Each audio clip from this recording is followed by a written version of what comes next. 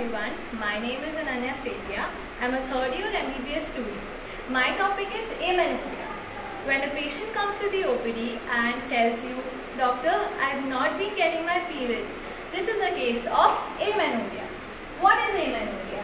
It is the absence of menstruation.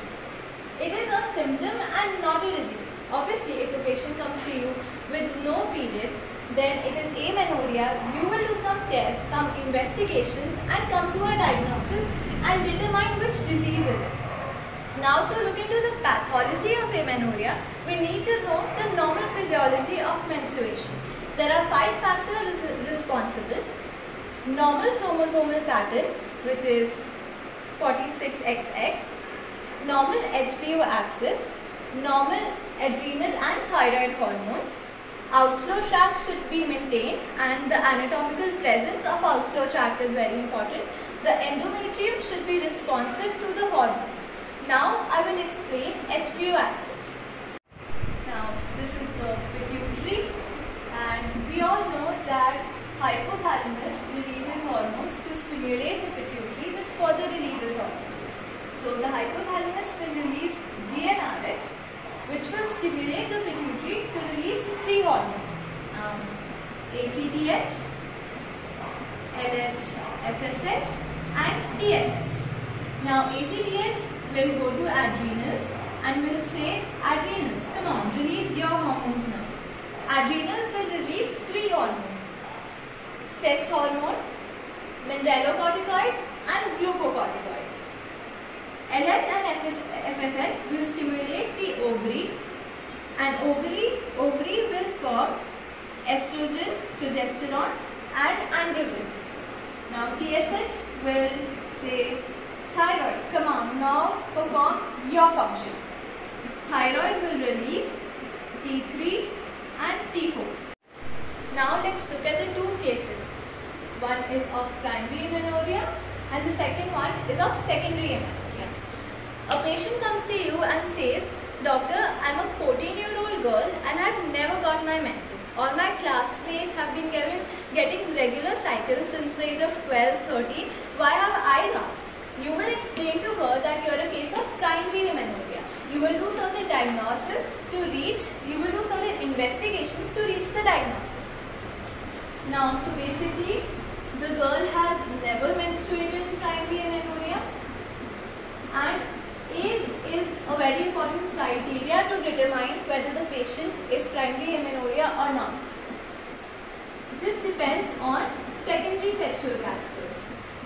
Now, secondary sexual characters, if they are present, then the age will be 16 years and above. If secondary sexual characters are absent, then the age will be 14 years and above. Alright, now let's go into secondary amenorrhea. A patient comes to you and says that I am a 23-year-old female. I had onset of menses at the age of 12, 13, and I had previously normal menstruation, but I had not got my periods in the past few months.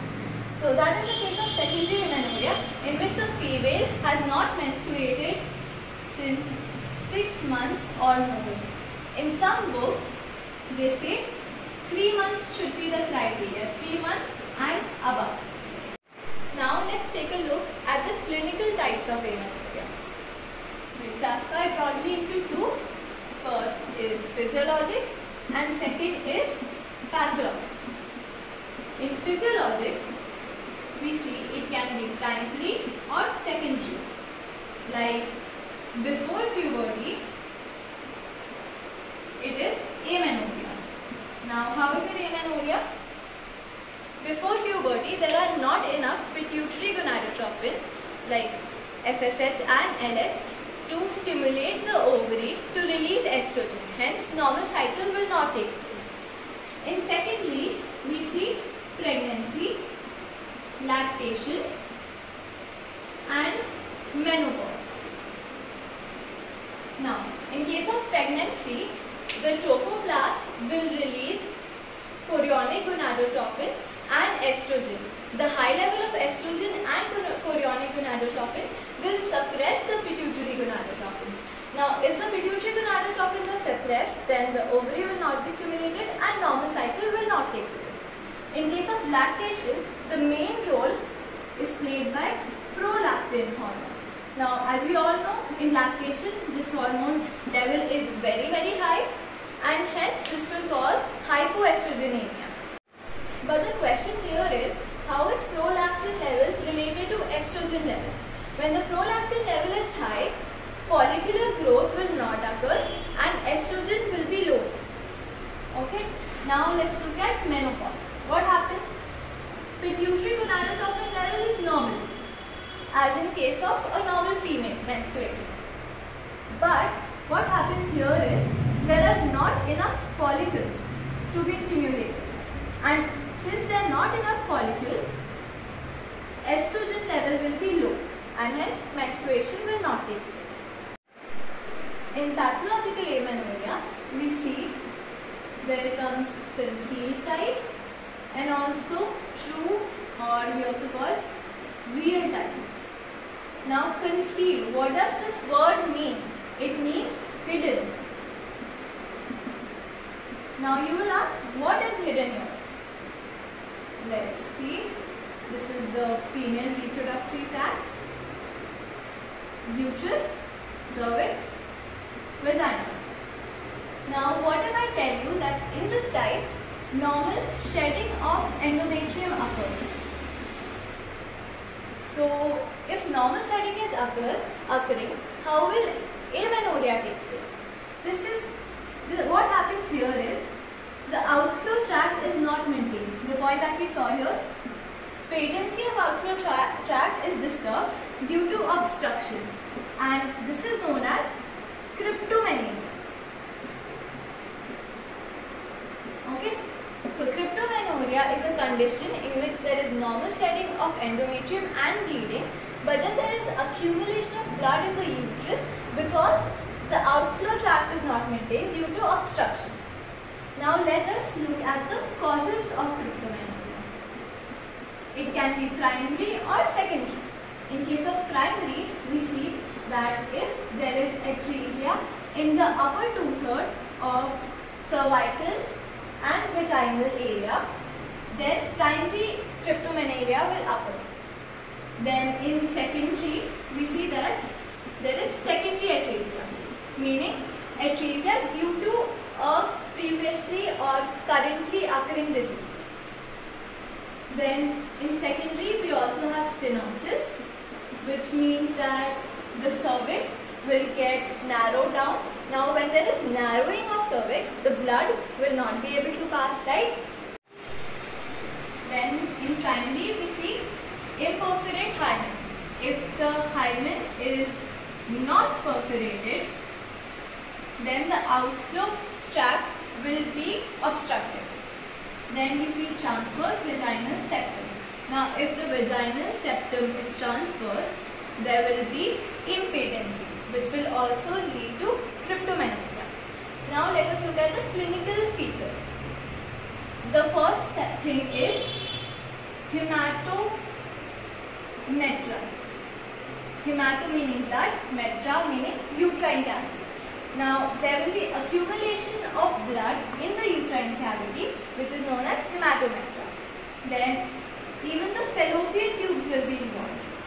The fallopian tubes, there will be accumulation of blood in them, and this will cause distension of the tubes, and this is known as hematosalpinx. Endometriosis also occurs in some cases. Now what is the treatment of cryptomania? Usually dilatation of cervix is enough for the treatment, but in some cases like in secondary atresia, reconstruction surgery is required. Now let's look at the causes of primary amenorrhea. We can derive the causes, the pathology, from the normal physiology. Now when there is disturbed chromosomal pattern, when there is any deviation, that means abnormal chromosomal pattern.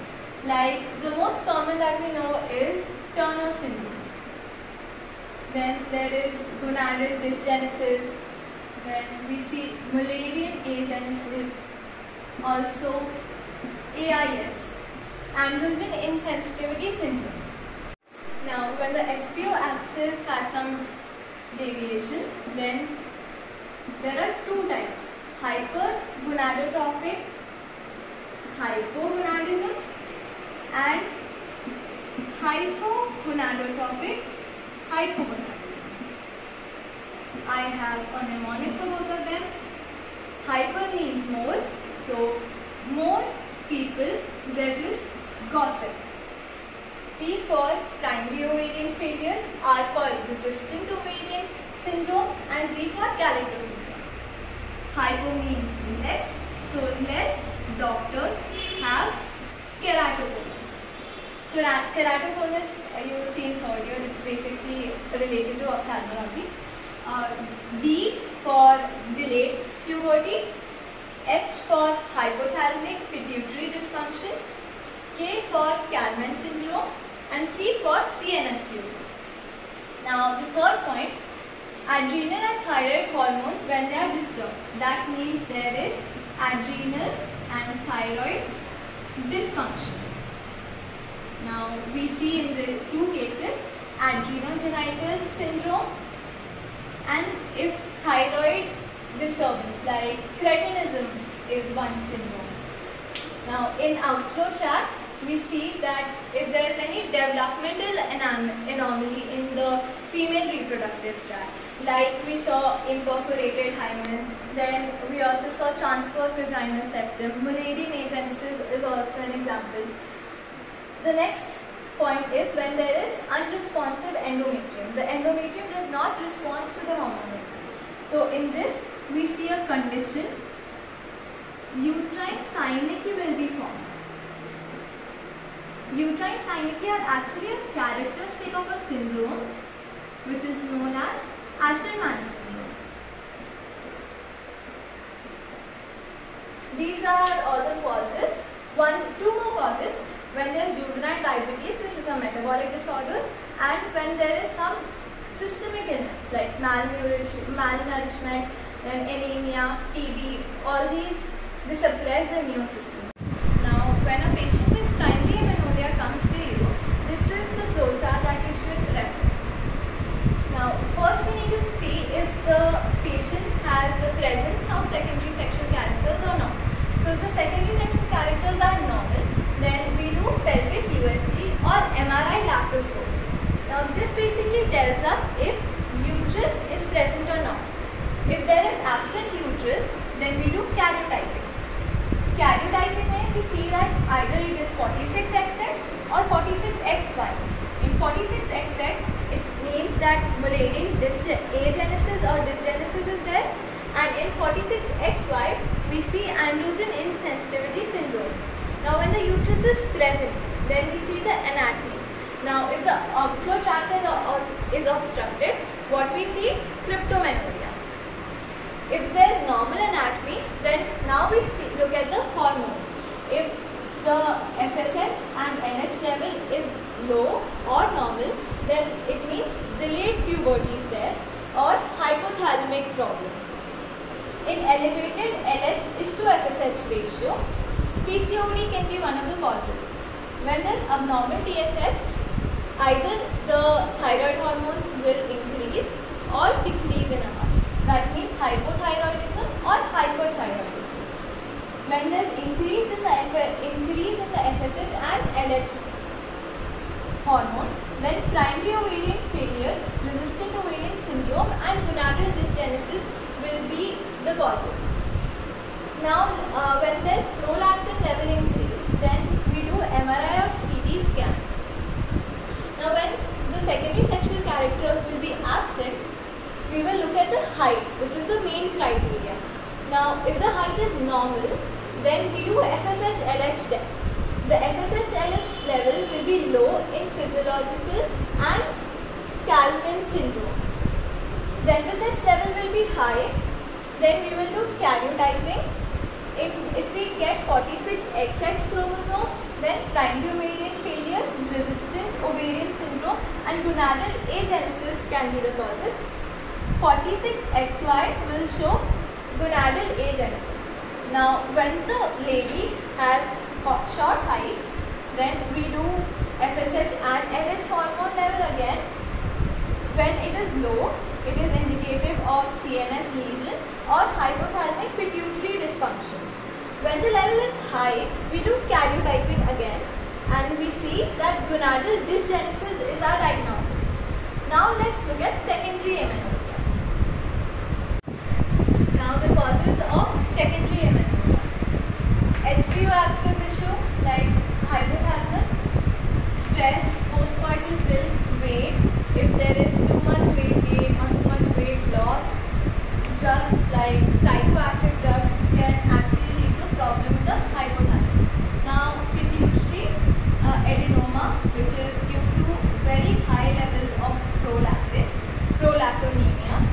Now Sheehan syndrome, it is a primary pituitary disorder in which every patient has a history of either BPH, then severe infection or shock. Alright. Now in ovarian issues, we see PCOS, which forms cyst in the ovaries, and premature ovarian failure. Now in systemic illness, we see hypothyroid state, malnutrition and anemia. Now in case of uterus, we see the formation of synecdoche, which we also saw in primary amenorrhea, and we said it was Asherman syndrome. Now here's a question for you all. Which condition is most common cause of secondary amenorrhea? Write your answers in the comment section below and I will check them. Now let's look at the evaluation of a patient of secondary amenorrhea. Now when a patient of secondary amenorrhea comes to you, first of all, the first and foremost thing you should never forget, a pregnancy test is very important. Even in case of primary amenorrhea, you should not rule out pregnancy because there are many cases of abuse, rape and even early sexual activity. So even if a 13-year-old child comes to you, pregnancy test is very important. There was a case where a 13-year-old was abused by her uncle and she came with the complaint of primary amenorrhea. Pregnancy test was done and it was positive. So that is very, very important. Now after pregnancy test is negative, we see the level of TSH and prolactin. Then X-ray of sella turcica is also done. When all these come to be normal, we give progesterone challenge. Now in progesterone challenge, if bleeding occurs, then we know that estrogen, the endogenous estrogen, are enough to promote the progesterone receptors. Even the endometrium is normal and the HPO axis is normal. So we know that there is some problem in the ovaries. That means PCOD. Now if bleeding does not occur, then progesterone receptors are not enough and there is diseased endometrium. In such patients, we give not just progesterone but estrogen also. So estrogen progesterone challenge. Now if bleeding still doesn't occur, then we come to the conclusion that endometrium is unresponsive and that can actually be uterine synecdoche due to Asherman syndrome. To rule out or confirm this diagnosis, hysteroscopy is important. Now if after giving this challenge, if bleeding occurs, then we see hormone level. If FSH level is high, then primary ovarian failure, resistant ovarian syndrome can be two causes. How do we differentiate between the two? We do ovarian biopsy. After repeated ovarian biopsy, we can tell whether the patient has primary ovarian failure or resistant ovarian syndrome. Now when the FSH level is low or normal, then there is problem in the hypothalamus or the pituitary. Now we need to differentiate whether the hypothalamus is at fault or the pituitary is at fault. This we do through GnRH dynamic test. Now when GnRH dynamic test is positive, that means even after administering GnRH, the pituitary is forming its normal hormone. That means there is a problem with the hypothalamus. But when the test is negative, that means even after administering GnRH, pituitary hormones are not being formed. Means the pituitary is not doing its function properly. Now quick quiz time. If you know the answers, just type in the comment box and I will check on them. The first question is, a 17-year-old girl brought to the OPD with absence of onset of menstruation. That means it is primary amenorrhea. There is history of cyclical abdominal pain. On examination, she is found to be tall with normal breast development, meaning secondary sexual characters are normal. Per abdominal examination shows abdominopelvic lump. There is a lump. That's an important characteristic. Local examination is normal. USG shows normal ovaries and collection of blood inside the uterus and upper vagina. Now recall which condition is this. What is the next step in management? A. Perform hormonal profile. B. Perform MRI. C. Vaginoplasty. Or D. Perform abdominal drainage. Now this is a true and false. FSH and LH levels can help you determine the difference between hypothalamic amenorrhea and pituitary amenorrhea. The third question is, a 17-year-old female presents with Tanner stage 4 breast development but no menses. USG confirms a blind vaginal vault and no cervix or uterus. What laboratory test would be most helpful in determining the etiology of her problem? A. Pathologic examination of her gonads. B. Serum TSH. C. Serum prolactin level. Or D. Karyotype. So I hope you understood my topic. Please like, share, comment and subscribe to the channel. I would like to thank all of you and also Fun Learning Production for this great opportunity. I would really love a positive feedback, and even if there's a positive criticism, I'm very open to it. Please clear all your doubts in the comment section. I will have a discussion, and also don't forget to answer all the questions in the comment section if you know them.